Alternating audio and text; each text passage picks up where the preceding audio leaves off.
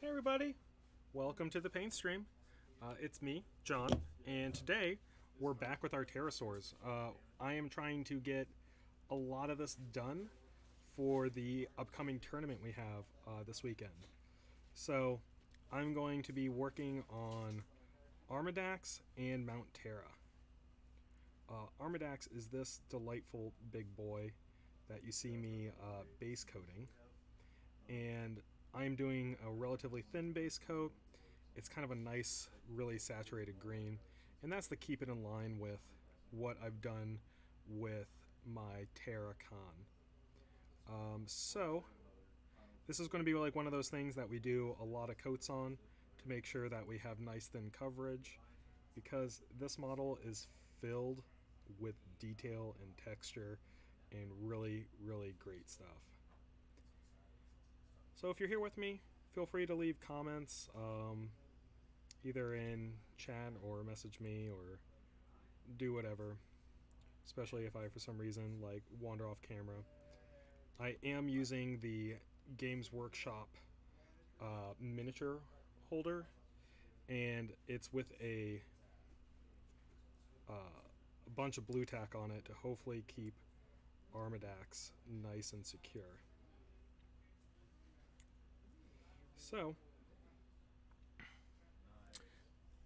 you guys will probably notice that this is really thin, and there's also kind of a lighter green coat sitting on top of him, and that was just from a quick spritz of Death Guard Green, the spray from Games Workshop, just basically to kind of help me see the shadows and the depths and all that good stuff. So, yeah. Hey, Ross. Glad you could make it. Really important when you're doing brush, like this step. I'm just using a big fat broad brush to really kind of slather on a lot of the base color that I want. And using this handle, like even though it's not necessarily like 100% fit with the model, and I had to blue tack it a lot, it really helps me keep my fingers off the model, which is really important to help build like proper layers and all that, because your hands have a lot of oils in them, and those oils can prevent paint from adhering properly. So be mindful of that.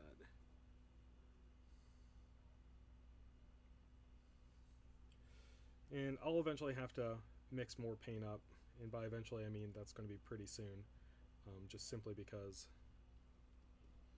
I don't have my wet palette with me. I have a regular dry palette, I guess is what it's called. Yeah, I don't know what it is, but like I always feel extra clumsy whenever I'm wearing gloves and working with minis. The glove will 100% help, and it's all personal preference. But I do recommend doing something. So getting a handle is a great way, but also gloving up is another fantastic way to really kind of help protect your models. And so with Armadax, as I'm working on him, I know what I want the skin color to be, and I'm being really broad with it, but every stroke I take, I'm also paying attention to the next color I want to put down and where I want it to go. So, and I'm trying to be even as possible with the color that I'm putting on. So in case I have to put on a second coat or wash, it won't make the model look too splotchy. For some reason the colors aren't like 100% exact, because theoretically all the color should match all the way around the model, if that makes sense. But basically, once this guy gets all base coated with this round one, I am going to take a break and move back to Mount Terra to move on to the next coat, or next step on there, while this is drying.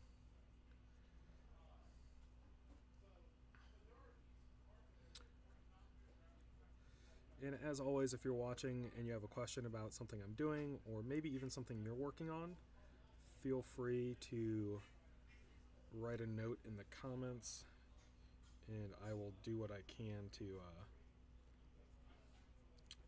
make sure you are taken care of.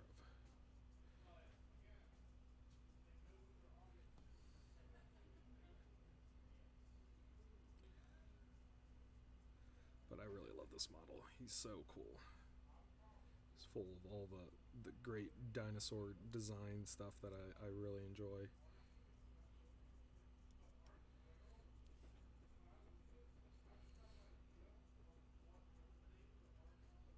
And as always, if you guys are working on something, let me know. I love to hear from y'all.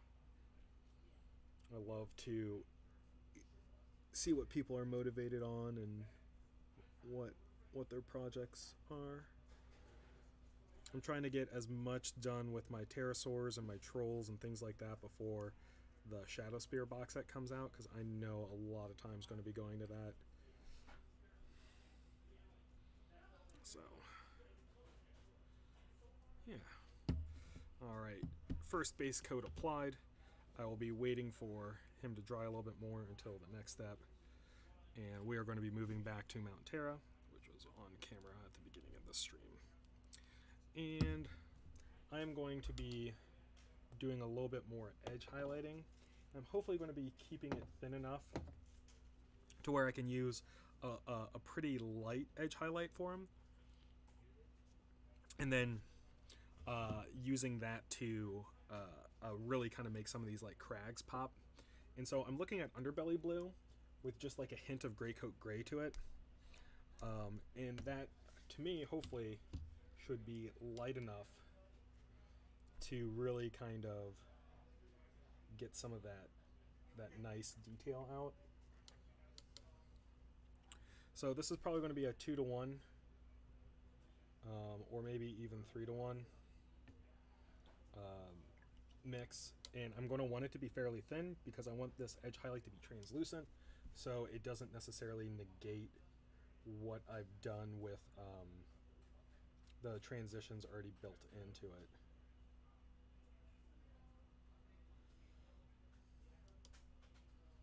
Yeah, it's definitely going to be 3-to-1. And if you're using like a traditional palette or flat surface, making sure your paints are sufficiently thin will be also another great way to keeping them alive for longer in terms of like your work time with them. Because I can tell you right now that the green I was using on Armadax is already dry on the palette. So one of the benefits of having a wet palette is just forgot it for today. Alright, so as with most edge highlighting, I'm going to put it a little bit on my brush.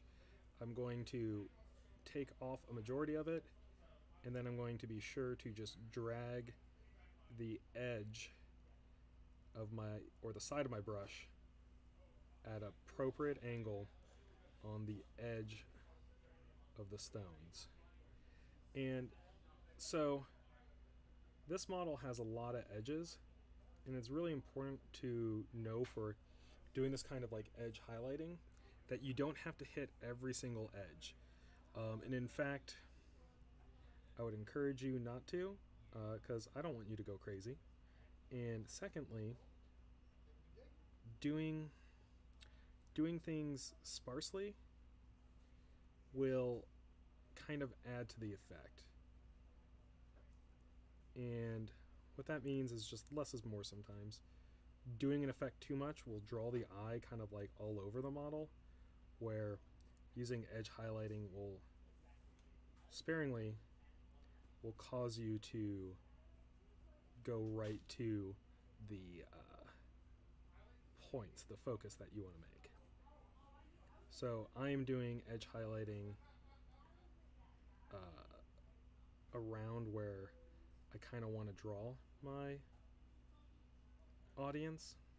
And with me, that's going to be focusing towards the eggs and things like that.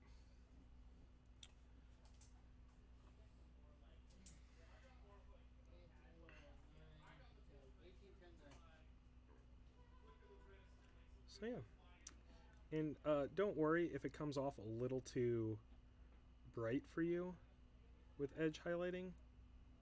Because that's something that I do a lot where like I'll start edge highlighting and I'm like, oh man, this contrast is too much. I'm just going to stop. Stick with it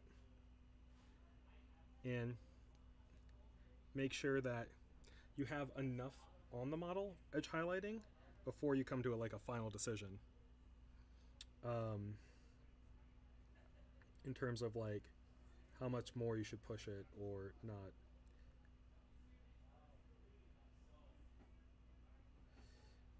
But yeah, and a lot of this, like, if you don't feel confident enough to edge highlight, just taking your dry brushing up a couple levels, because we dry brushed him a little bit last time, and I was really enjoying how it looked. And I think that if I kept kind of just doing the dry brush, I would eventually kind of come to a level of contrast that I would like. But the edge highlighting gives me a little bit more precision and control over how I can really put the finish to this model. So yeah. Yeah, there's this nice big line right at the front of the volcano.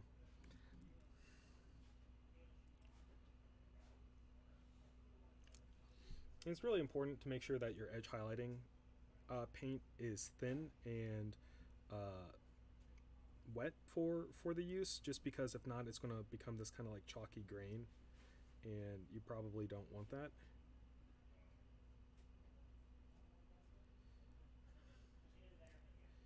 And once again, just using it to really kind of push some of the subtle like differences and cracks and things like that in the model really adds a lot to the depth.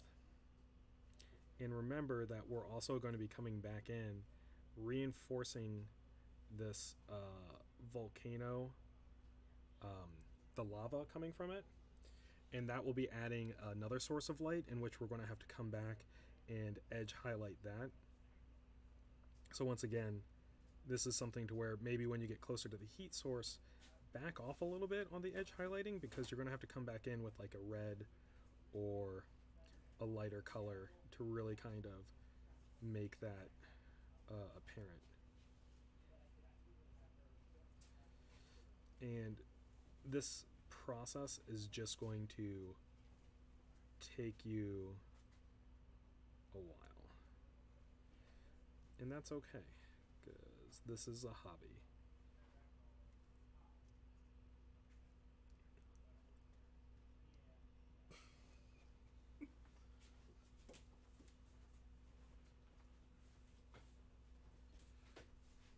So yeah.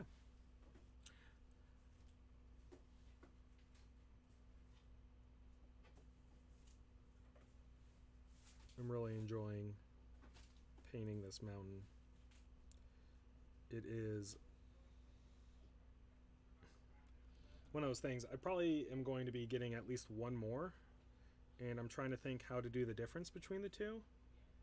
Like in terms of colors I want to do, like maybe I'll do one a little bit more like earth tones instead of this like obsidian gray, or maybe I'll change up like the kind of like city that it's popping out of, maybe do something like a little bit more jungly or something, just to make it distinct. So I get paid big bucks. Also make sure you got coffee.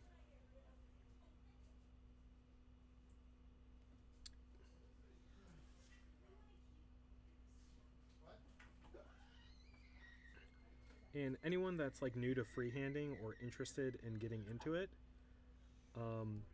practicing on separate sheets of paper before you even go towards the model is going to save you a lot of time and frustration. Practicing on other sheets of paper lets you build up the muscle memory needed to make nice clean strokes on the model, and practice makes perfect. You're going to screw up. It's just a nature of miniature painting, or really attempting to do anything in general. Mistakes are going to happen. And so the idea is hopefully you make enough mistakes on the practice paper that you can stop yourself from doing any on the mini. Now, that being said, acrylic can always be come back to and touched up and made better. So never worry too much about it. Nothing's permanent. Also, don't be afraid to use your hands or your fingers like I just did. If you get a little too much paint on, the paint's still wet, you can just come right in and peel it right off. So like a lot of this is going to be me trying to, like, there's a lot of different angles going on with this. So trying to judge the proper angle to put my brush down at is probably the most challenging part of this.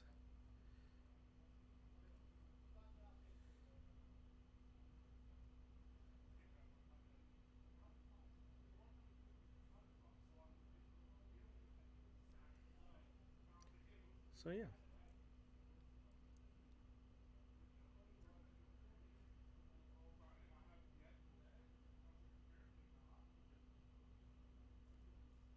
I'm always going through, looking at my models and seeing how I can improve the next one.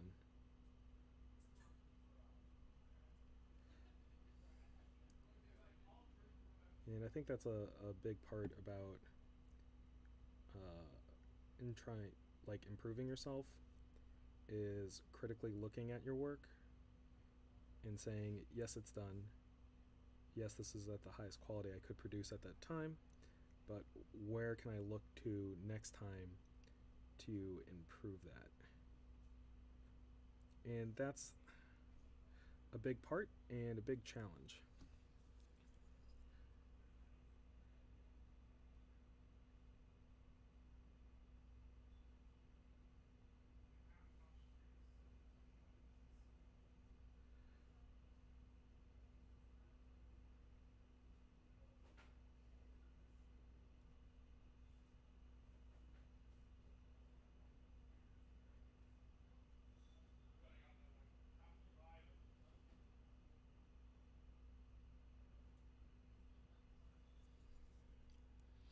And this is a really subtle step, and I hope, looks like it's showing up pretty well on the camera, so I'm glad for that. In person, it's actually not quite as apparent. And I was going to talk about, this is one of those things where you're going to need to step away from your model and come back to actually see some of the changes that you're doing. But looking on the camera actually helps me out quite a bit. So that's nice.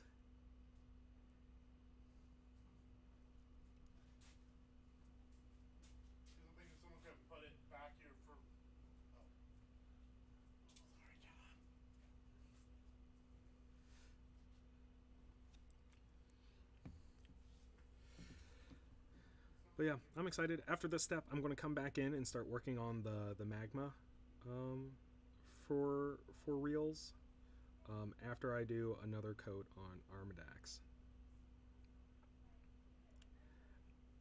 And Armadax, I have no illusions about finishing before the tournament on Saturday.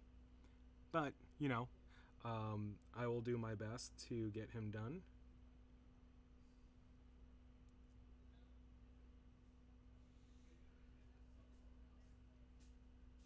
I think there was only 8 or 10 of some of them.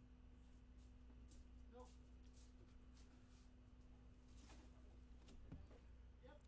And when you do like edge highlighting like this, whenever you do like a highlight or something like that, that will go against your other edge highlight, so like a horizontal versus the vertical, that is also going to be a point that will stand out.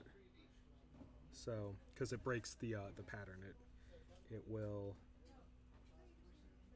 increase the visual interest. Yeah, this gray's getting a little on the dry side, so I'm going to come in with a little bit of water Why are these in, here in thinning it down. when this is stopped? Because I've already shipped off the excess. I did that today. And who put these here? I'm not sure. I was back in the kitchen after where it stacked them. Why did you use a file? It's like 24 cents. I'm gonna put it over here. But it can go over there. This No. is where I put my store stuff, so I know where it is. Let's just put this one out. This is extra. Yeah, but what do you need to store stuff? Doesn't it go over to the fireside? They're all I would put it in that room if I had room in that room. Because I usually just end up the Amazon. less rare from uncommon. Well, stuff that won't fit in the room, I just put it. Basically, if I walk in here and I see that there for a long time, my Amazon. Oh my god. What's on the Well, usually we go through. So yeah, I think I'm pretty pleased with the edge highlighting on this for now. And so we're going to give this guy a break, and we're going to move back to Armadax. So we're going to mix up some more of his skin color, which is a little bit of Iosin green and a little bit of Eldritch with a dab of Necrotite green.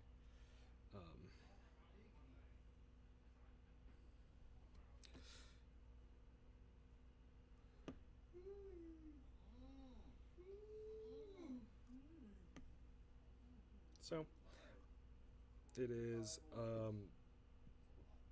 going to be mostly Iosin green from P3, with just a little bit of the other two colors, just to kind of give it a little bit more oomph.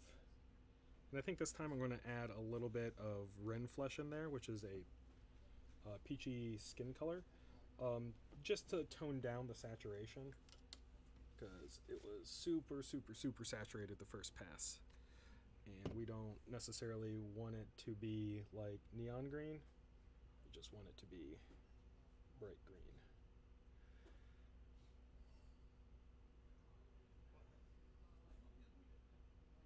So once again, make sure your paints are thin before you start applying it.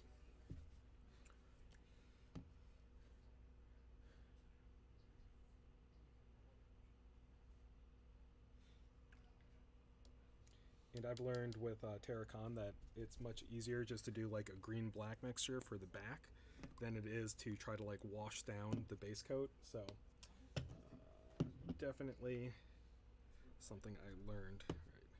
Just a dab of Wren Flesh. Yeah.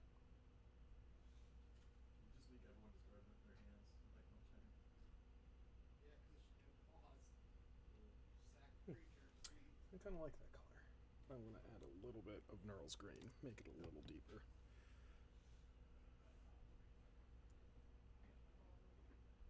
Once again, mix in water, make sure it's thin.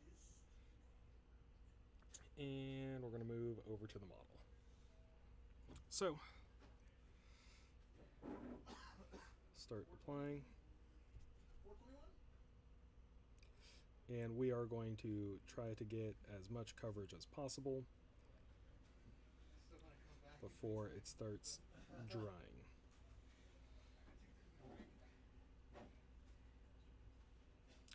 And it's kind of operating as a glaze right now, which is really cool because it lets all of our previous coats show through, so we don't lose out on anything we've done before. Just constantly building. You know, just like a normal skin tone, right? Under your skin you have muscles, blood, veins, all that stuff. So a lot of it is going to be coming through your semi-transparent skin. Oh, I'm painting more off screen than on screen.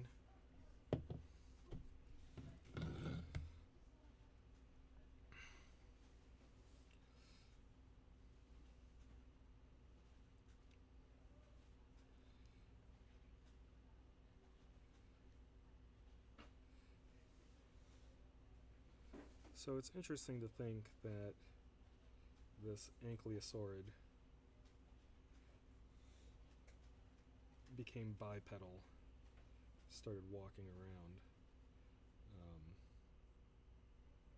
Kind of curious, like, because they never, or at least in the stuff that I've read, they've never really like explained what happened or what caused the pterosaurs, other than the fact that they seem to want to have the Earth return to a more prehistoric state, and then also they enjoy like radiation.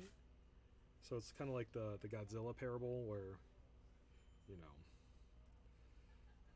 due to us developing nuclear weapons and things like that, we created these monsters. Or maybe that's what their food source was way back when. How old are these things? All that stuff. The bit of mystery is sometimes nice. Lets you be creative and think of things.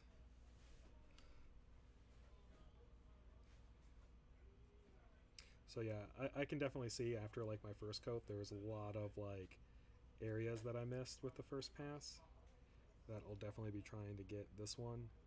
And that's due to multiple reasons. Like, first and foremost, more than likely, I just didn't coat it.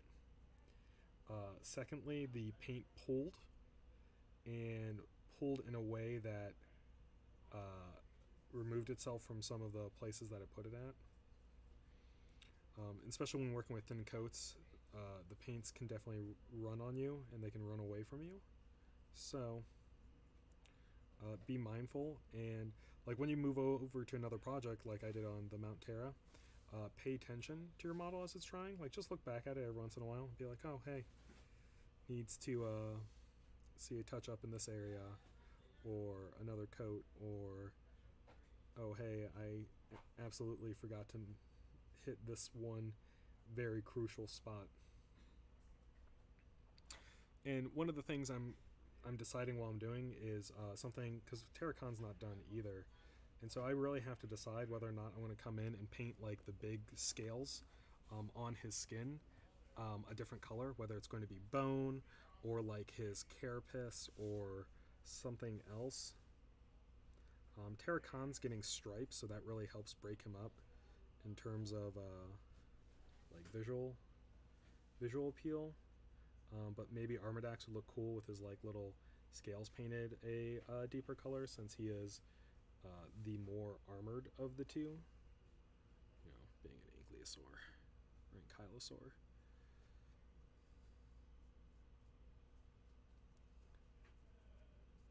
My mind was blown when they told me the correct pronunciation of Deinonychus was Deinonychus. Root wards are important, guys. Make sure you know where people...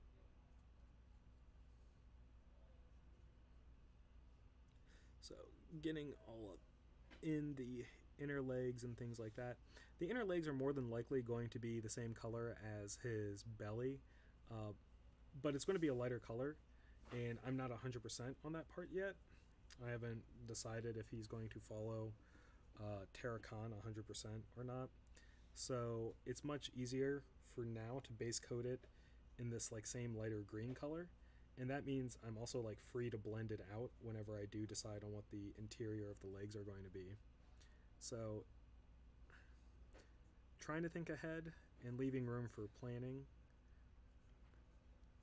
It's kind of like a double whammy. Like, you get to be free, and then you also get to like have a backup.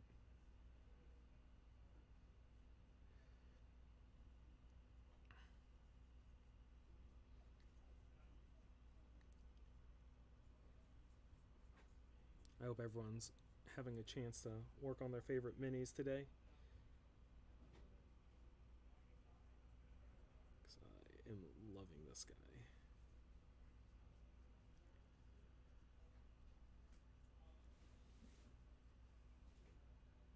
Big old dinosaur dad.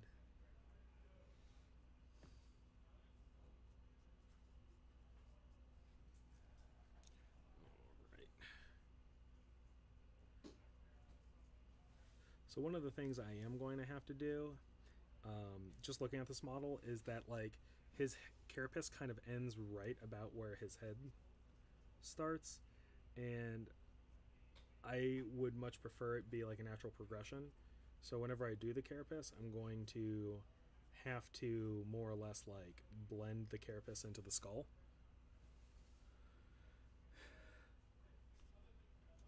Oh, thanks, Justin.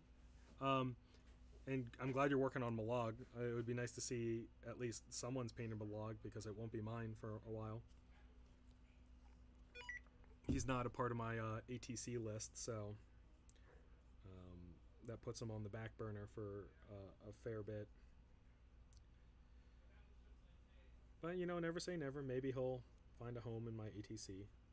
And similar to blending the carapace into the skull, I'll probably be blending the carapace into the club tail.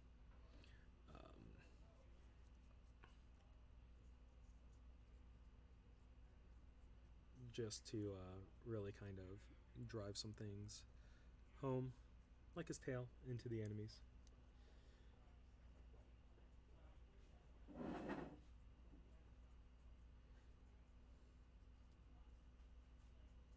So a lot of what I'm doing right now is actually just making sure, like, my brush is still a little bit wet, and what I'm doing is I'm making sure that the paint is kind of moving into the spots where I want it to, and not like clumping up while it dries, leaving those like awful brush strokes behind.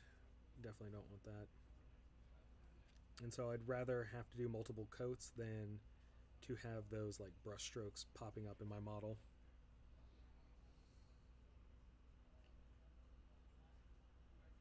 And always rotating your model around will give you a fresh perspective and let you kind of see potential areas that you missed underneath the legs, side of the feet. All those things are like stuff that's not easily visible just by looking at the model head on, are what you should really try to focus on. In between the toes and fingers are always a good spot too.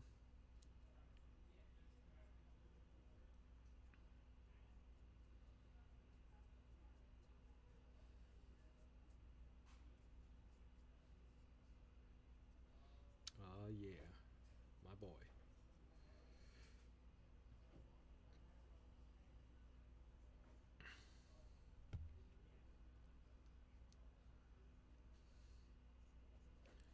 And I really want like the forearms to be the underbelly color and like go into the hands, give it that nice kind of like fleshy look to it. All right, so this will be the stop point of coat 2, and he's really getting that depth of color on there. He's a lot more saturated than what it appears on camera, but he's definitely getting close to his brother Terracon in terms of paint colors. So this is as far as I've gone on Terracon, and Armadax should not be much of an exception. Hopefully get him done pretty soon. This little part. Terracon's hand. Boop. Sweet. So, yeah. Alright, back to Mount Terra. Time to do some lava. First, we drink some coffee.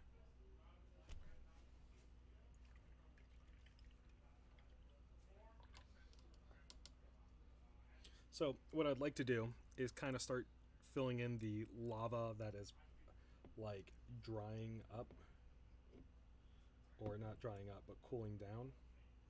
So I'm going to start with a little bit of Scorn Red, with a touch of Coal Black in it. And this should make a nice kind of almost purple dark color. Alright, and I'm going to do my best to do Scorn Red into this kind of like purpley. No, I'll just mix it all together. Cool. So back to Mount Terra. And so what I'm talking about is that there's these lava flows going down here. And I want them to look like they are slowly turning into obsidian as they proceed to go down the model.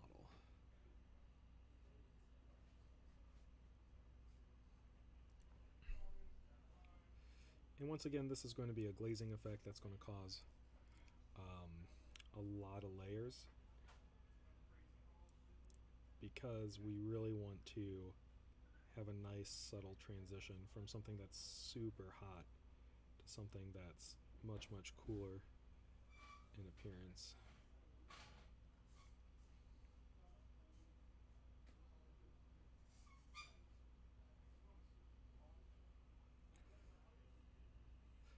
And finding all these like flows is really important, because they definitely hide within the details of the rocks and all that. And doing something even as warm as this like deeper red does require multiple layers. Yeah. And it's just something to be mindful of and keep at. If you or anyone understands the code for the functions or Okay. see if it happens for the console. We already gave it. Oh, Yeah, I usually leave it up too. okay, fair enough.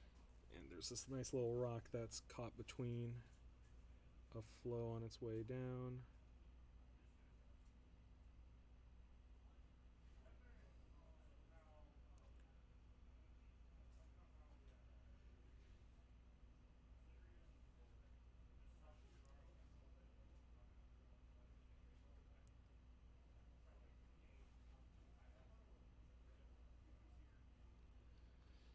So yeah. And this doesn't make up like a majority of the model, so hopefully this one step won't take too much time.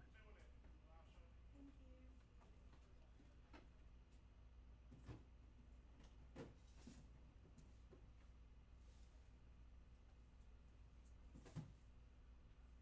you. Really kind of make sure that that red stays nice and vibrant, at least up towards the top. Do multiple coats.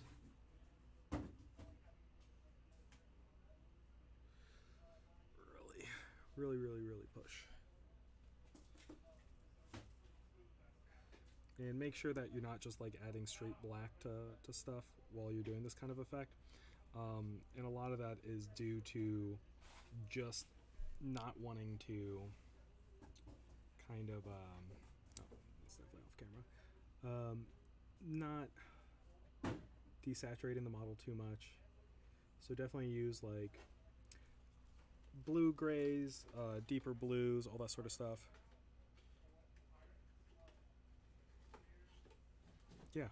Yeah, coffee first, always and forever.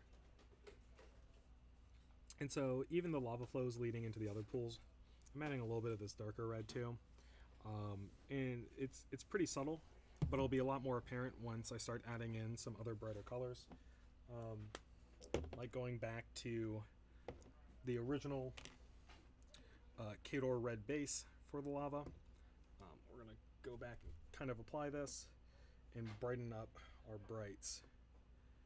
And then we're going to take a little bit of Kador red base and add it to a yellow or an orange to, once again, brighten up, move to the next transitionary color. And we're going to keep doing that until we hit our highest highlight, which should be a bright yellow or at least a super intense orange. And those who are wondering for color theory, orange reads as the warmest color, and because of that, blue reads as the coolest. So when you work and you want something to appear really hot, go with a nice bright orange. They have already been nice. And just constantly bring it up. So we want the lava to read as orange, but we're going to use like yellows as highlights to kind of push a lot of that effect. And the reason why we're doing another coat of this red is because putting this red over a dark gray like we did for our base, just means it'll have a little bit of a issue doing like full coverage. So we are going to do what we can to make sure that this red is nice and vivid. So when we put on our lighter colors, like the oranges and the yellows, that they show through and they really pop.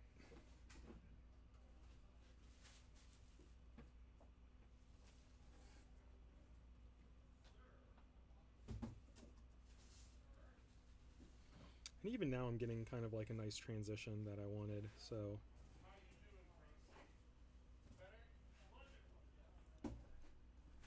And since I have both these colors on the palette, I can kind of go back and forth between them and really push the blending.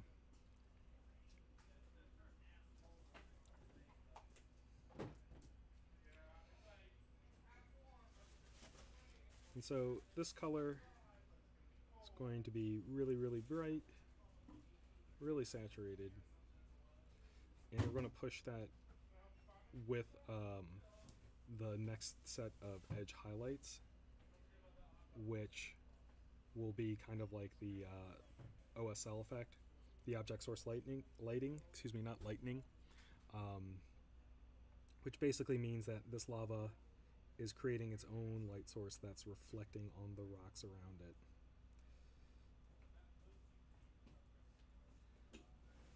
So we want this to read as very warm, almost as welcoming as any hot tub would be. So we want to make sure our shadows are this like super saturated red, which might sound a little crazy, but trust me, you'll be fine.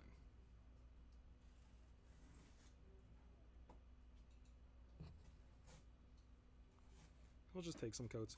I'm actually going to move to a brighter color or a wider brush for some of the larger parts, just to help me out.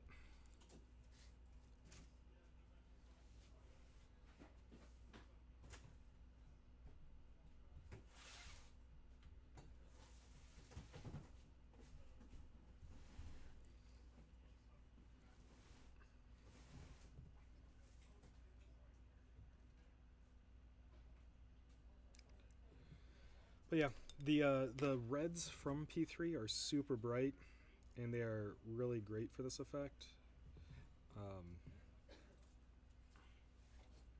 Just gotta make sure you get the right coverage and have things set up.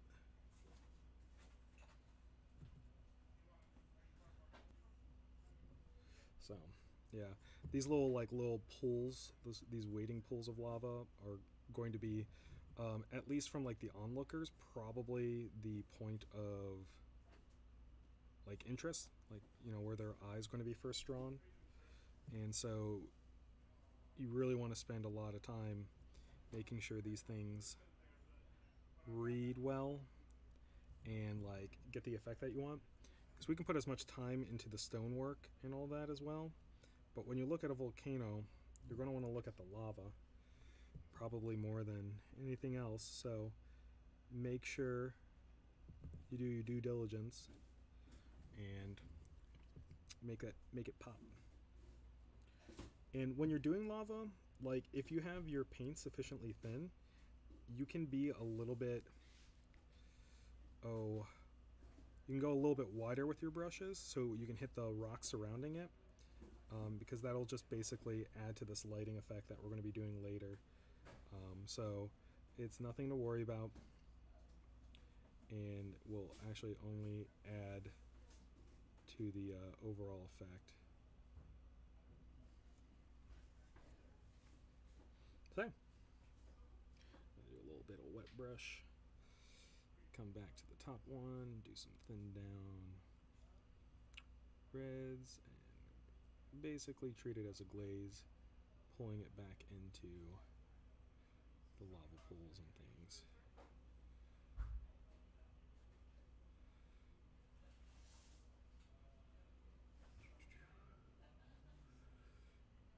Yeah.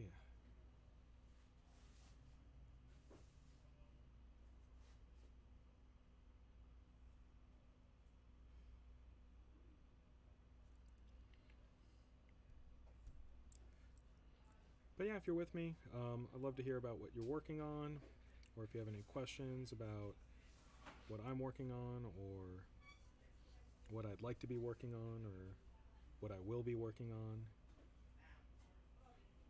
or maybe what Joe's working on, or what David's working on. I can tell you, David's working on his tan. Just kidding. He's not going on another cruise until later.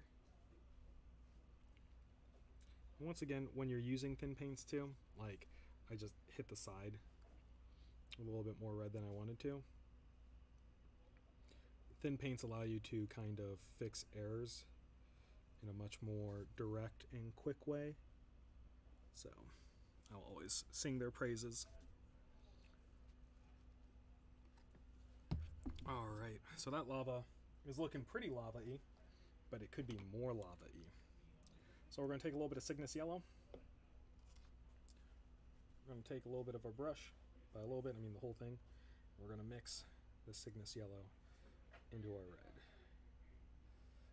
And it'll make this nice, warm orange. A little bit of water still.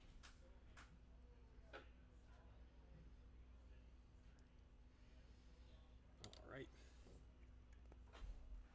So, I'm actually going to take some Inferno Orange from P3 and see which one of these I prefer. And I think it's going to be the Inferno Orange. I am like 90% sure. That is a nice orange.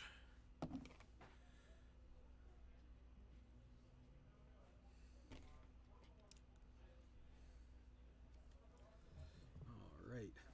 So first things first, I'm going to do the things that I know are a little bit easier. I'm going to start blending up the lava flows. And this is just going to be a process called glazing, in which we take a thin down color, apply it to a area, so it will start shifting the hue of what's underneath. Hey Joe. Hey. Can you tell Fox or Kai to start making a medium latte? Of course. And make it a caramel latte? Medium caramel latte. Yes, please.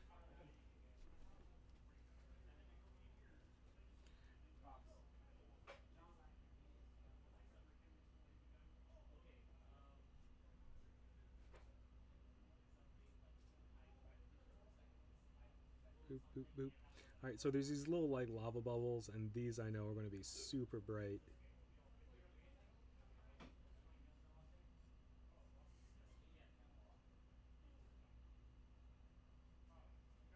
And there's these like little ripples in the lava, and I'm going to be doing that to kind of inform where my highlights are going to go.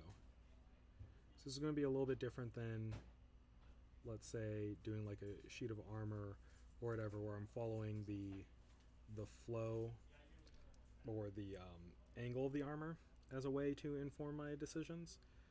This is going to be much more kind of creating lights and intensity.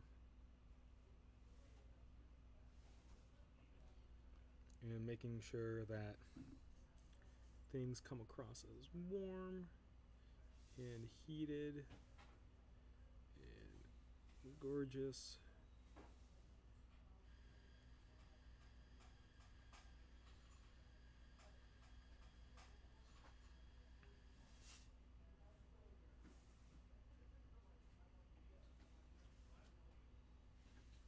And so with doing the little like bubbles as a bright color, I'm going to do what I can to not get too close to them with my highlights, which will allow that brighter color to really read.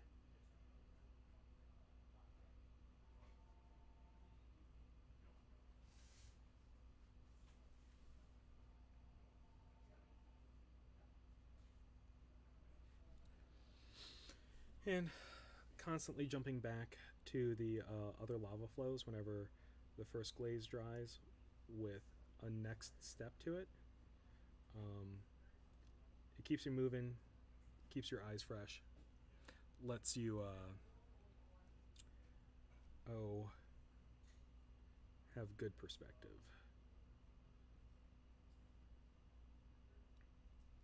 And so like this orange is going to be what I want the lava to really be considered.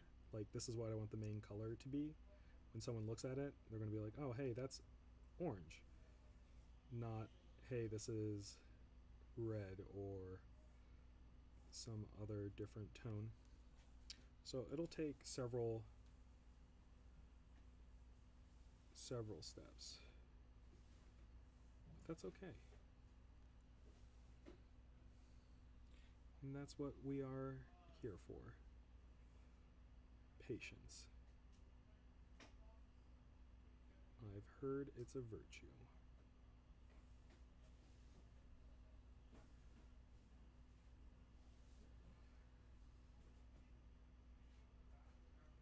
So yeah, I'm just basically trying to trace what I view as the direction of the lava, how it's flowing and moving about,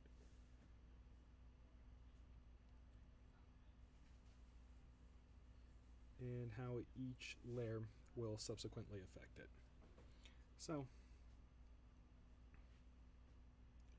it is really a lot of fun.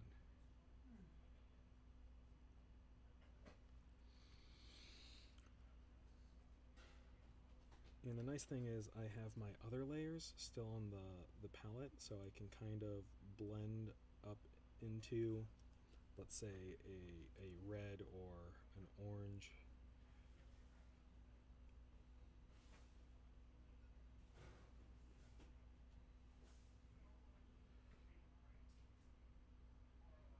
Really kind of push that. And so the blended orange has a little bit better coverage than the Inferno one, the Inferno Orange by P3. And it's kind of nice using both in tandem, using the P3 for its saturation, but the Inferno Orange for its coverage. Oh, off camera.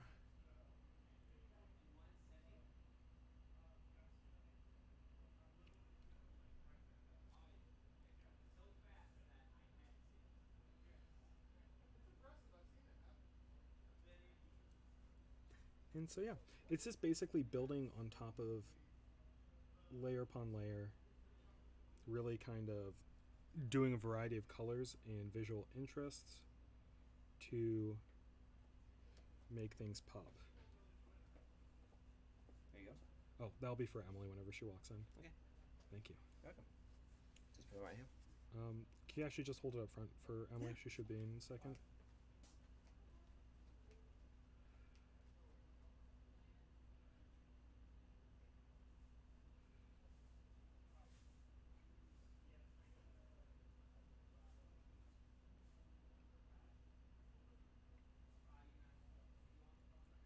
And it's okay with like a mid-tone color like this orange, because each time I go back I'm kind of widening the area that it's affecting,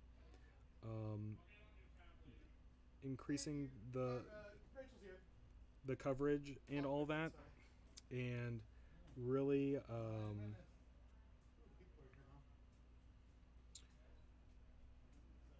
really kind of expanding that color profile.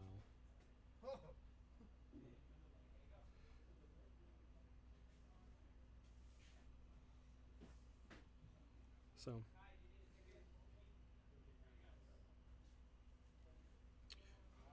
and I'm doing a lot of things the same way that I was doing the previous layer, the darker layer, just kind of slowly transitioning through multiple thin coats, dragging my brush up with the lighter colors and dragging my brush down with the darker colors.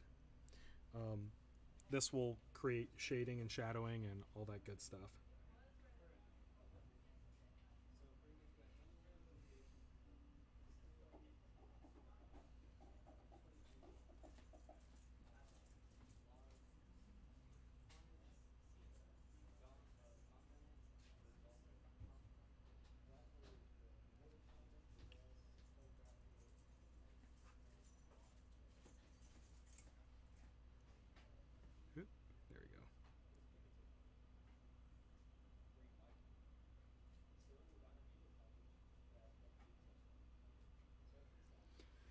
bouncing around, making sure all the pools are nice and warm.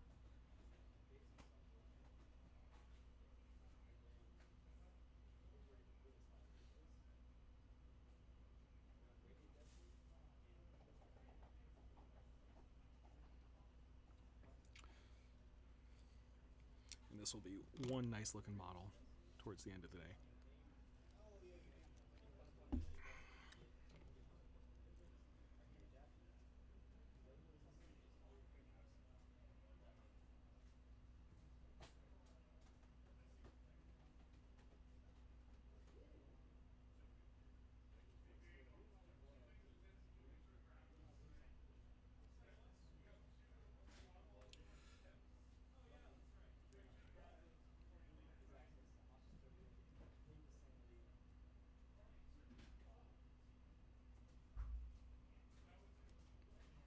So yeah, we're coming towards the end of their time.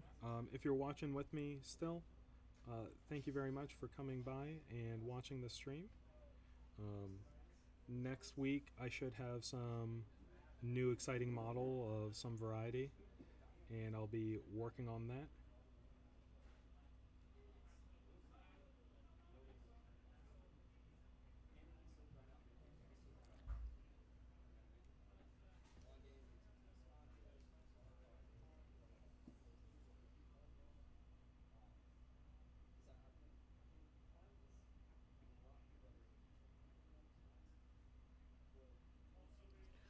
All right. Well, we got a lot of work done today, guys. This is a nice looking volcano. You know, it'll be a lot nicer. If you want to see the finished thing, come by the tournament on Saturday for Monster Apocalypse.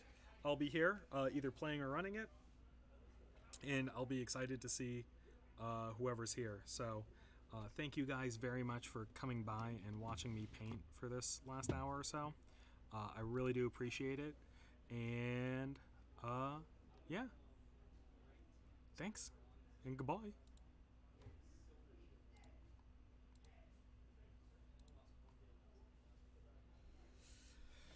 Yep.